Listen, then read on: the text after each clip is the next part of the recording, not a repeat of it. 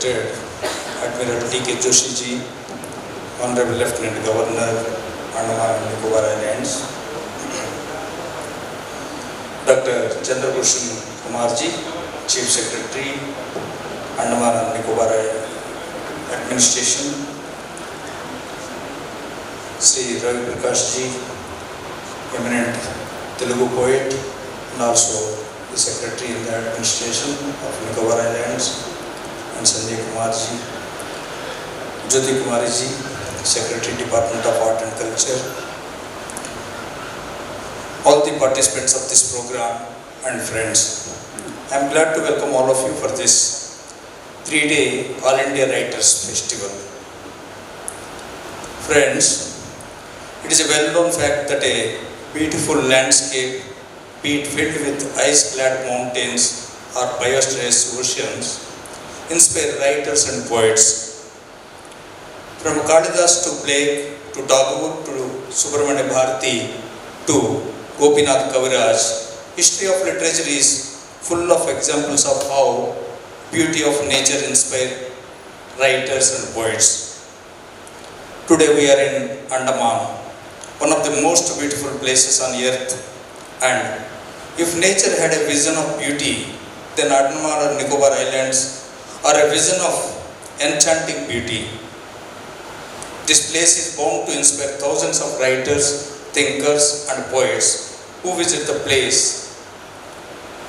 I don't need to remind you scholarly friends here of how this place inspired 6 glorious epochs of Indian history, though Veer Savarkarji was confined to a tiny cell. That is the power of Mother Earth. This festival is our 4th national level meet. First we had in 2017 and 18 and 22 in Sri Vijayapuram, apart from one pertaining to Bengali literature exclusively in 2019, and the verbal testimonies of the writers who participated in the previous national writers meet and how they got inspired by Andaman were one of the main reasons for us to organize this edition. I thank Admiral T.K. Joshi ji, Honorable Lieutenant Governor of Andaman and Nicobar Islands, Dr. Chandrabhushan Kumar ji, who is actually instrumental in having this most significant writers festival here, all the officials of Andaman and Nicobar Administration for collaborating with us in making this festival a reality.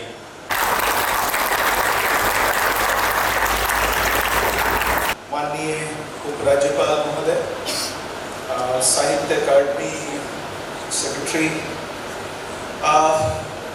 पूरे देश भर से आए हुए हमारे पास साहित्यकार विद्वज्जन, हमारे सहयोगी वृंद, ये जो आयोजन यहाँ हो रहा है आज, ये सिर्फ 3 दिनों का आयोजन एक तरह से नहीं है, क्योंकि 1 अप्रैल से 10 अप्रैल तक हमारे यहाँ बुक फेस्टिवल भी हमारा आ रहा है, और ये आप कह सकते हैं कि ये शुरुआत हो रही है एक तरीके से आज।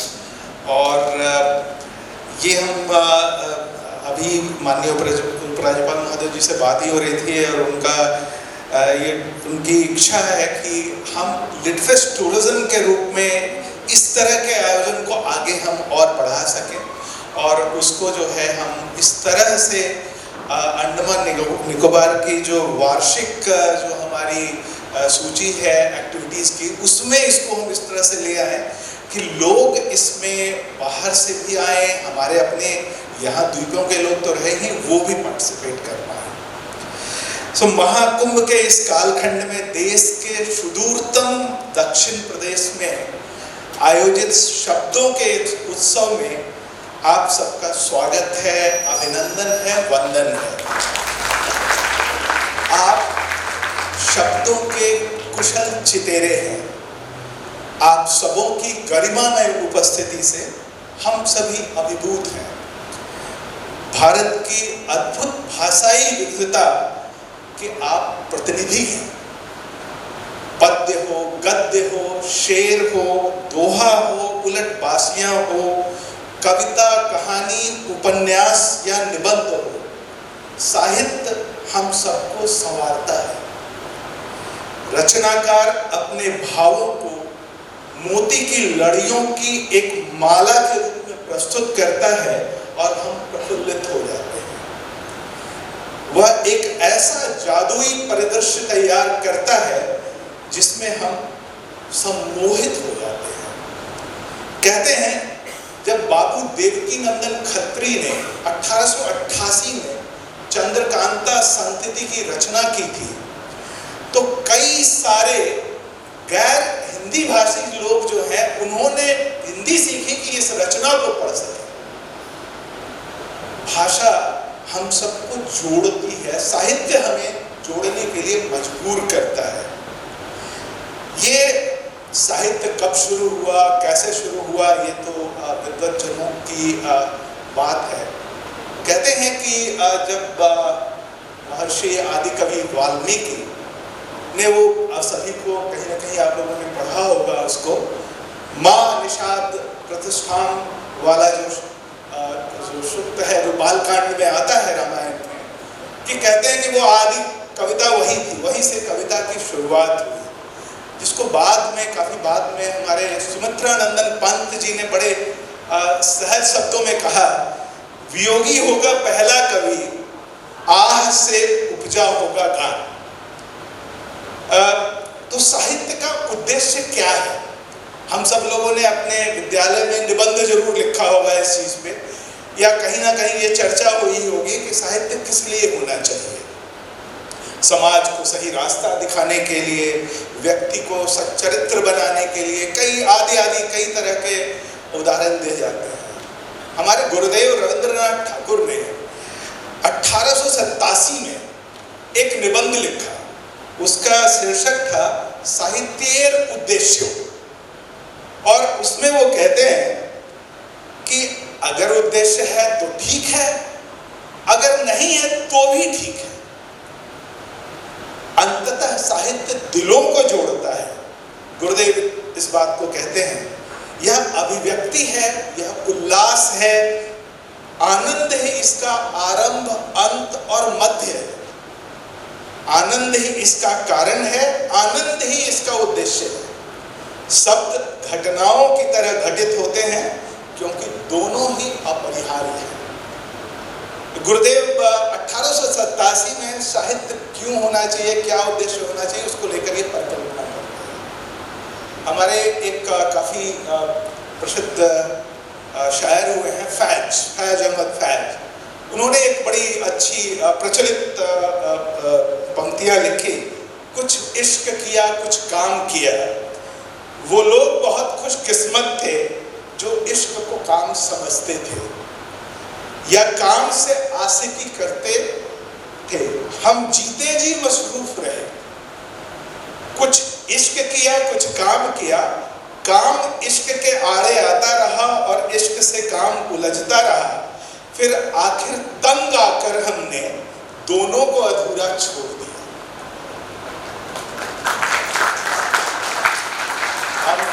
आप सभी अंडमान निकोबार आइलैंड में हैं यहाँ पर। इससे संदर्भित जो एक कहीं पे एक तथ्य भी रिसेंटली हम लोगों को पढ़ने को मिला।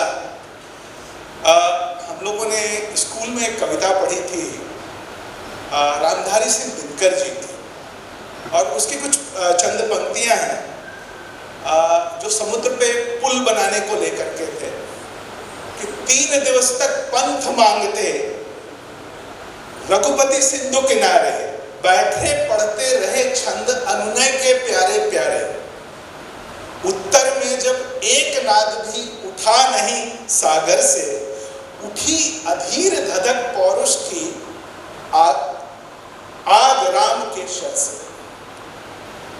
ये संदर्भ में इसलिए दे रहा हूं क्योंकि उसके बाद 1870, उसके पहले की घटना एक है, 1877 में जो ब्रिटेन का जब कॉलोनियल राज्य था, तो वो अंडमान निकोबार को लेकर के ब्रिटिश पार्लियामेंट में डिस्कस कर रहे हैं। और मैं इंग्लिश में जो किया उन्होंने, मैं उसको उसी ढंग से आपको बताता हूँ तो वो कहते हैं कि इन द कंट्रीज ऑफ चत्ताला एंड बारमानाका, Ramchandra began his first bridge in his intended expedition against Ravana. The abutment took up the whole of these countries, and the Ramchandra carried on the work directly towards Subela or Sumatra, and had nearly reached that island, when by the advice of Vibhishan, king of that country, he left off and began another bridge at Rameshwar in the south of India. Of the former bridge, 7 piers are still to be seen, which form the archipelago of the Andaman Nicobar Islands, exhibiting vast ruins consisting of all the rocks which surround them. The Hindus fancy that all layers of rocks and all islands placed in a line are the remains of bridges made by the gods. Andaman Nicobar island को लेकर के ये परिकल्पना जो उस वक्त मौजूद थी 1877 में, ये उस तरह से था। साहित्य का इस तरह का उत्सव सम्मेलन हमें मौका देता है, हमें अवसर देता है कि हम अपने अंदर झांक कर देखें और आनंद उठाएं। सबसे बड़ी ज़रूरत है, यहाँ बहुत सारे बच्चे भी मौजूद हैं और आने वाले समय में 3 दिनों तक बहुत सारी गतिविधियाँ होगी, जिसमें काफ़ी नामचीन जो यहाँ पर साहित्यकार हैं वो अपनी अपनी रचनाएं हमें सुनाएंगे, हम उसका आनंद उठाएंगे। मैं कामायनी की जो आखिरी 2 पंक्ति है जयशंकर प्रसाद जी की, उसको पढ़कर अपना वक्तव्य समाप्त करता हूँ। समरस थे जड़या चेतन सुंदर साकार बना था, चेतनता एक विलसती आनंद अखंड घना था। आनंद उठाएं और इसको फैलाएं। आप खुद आत्मबोर हों और अपने परिजनों को, अपने दोस्तों को, अपने मित्रों को साहित्य से जोड़ें, इस उत्सव से जोड़ें और यही हमारा उद्देश्य है, एक तरीके से आप कह सकते हैं। और प्रशासन हमेशा इस तरह के कार्यक्रम में जुड़ा रहता है। माननीय उपराज्यपाल के मार्गदर्शन में इस तरह के सभी आयोजन हम लोग करते रहते हैं और आगे भी करते रहेंगे। और हमारी यही कोशिश रहेगी कि साहित्य अकादमी हमें आने वाले समय में हमारे साथ और गहरे से जुड़े और यहाँ के बारे में जो लिखने की आपने बातें कही है वो बहुत ज़रूरी है। और एक तरह से मैं समझता हूँ कि अगर लेखक, अगर हमारे प्रतिष्ठित साहित्यकार किसी जगह के बारे में लिखते हैं तो वो अपने आप एक तरह से उस तरह का तीर्थ स्थल बन जाता है। ये हम दुनिया के बारे में जानते हैं, जहाँ जहाँ लेखक हुए हैं या जहाँ के बारे में उन्होंने लिखा है, आज वो पूरी तरह से एक तरह से पर्यटन का स्थल बन चुका है। तो ये बहुत अच्छी बात है और ये हम लोगों का आग्रह रहेगा। प्रशासन की तरफ से हम पूरा सहयोग आपको करेंगे। इस तरह के आयोजन लगातार हों, बराबर हों, यही हमारी कामना है। आप सबों को इस आयोजन में आज सुबह के कार्यक्रम में शामिल होने के लिए प्रशासन की तरफ से मैं बहुत बहुत आभार व्यक्त करता हूँ। धन्यवाद। अब इस मंच पर सरस्वती वंदना प्रस्तुत करेंगे।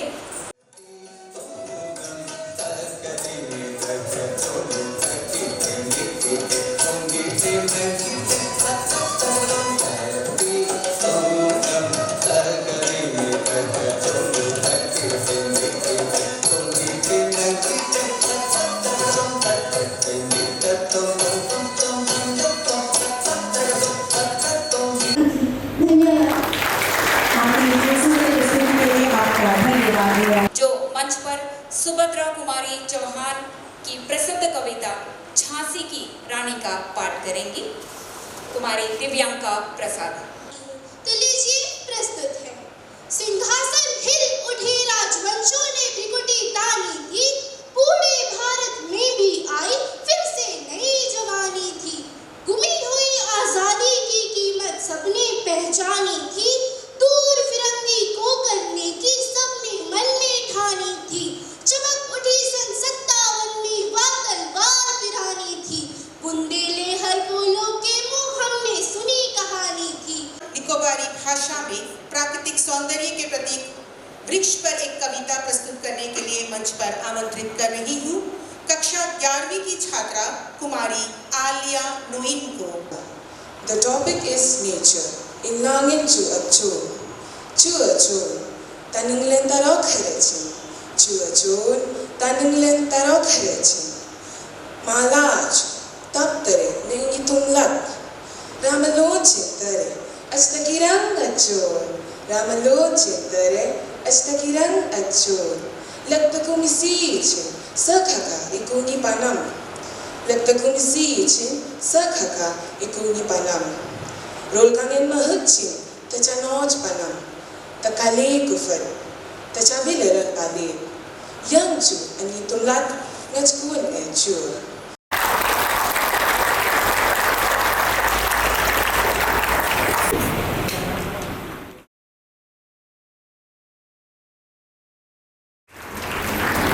As we come to the close of this inaugural ceremony of this literature festival, it is my privilege to deliver the vote of thanks on behalf of the Andaman and Nicobar administration.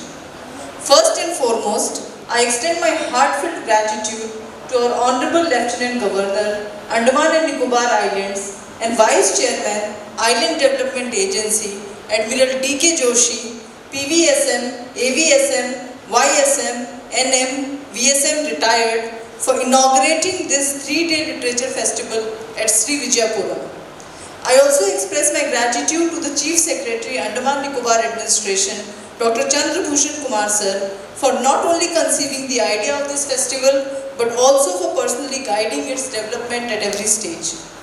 We are also immensely grateful to the Secretary of the Sahitya Academy, New Delhi, Sri Srinivas Rao ji, for his remarkable effort in bringing together an extraordinary group of authors and poets from different parts of the country on such short notice.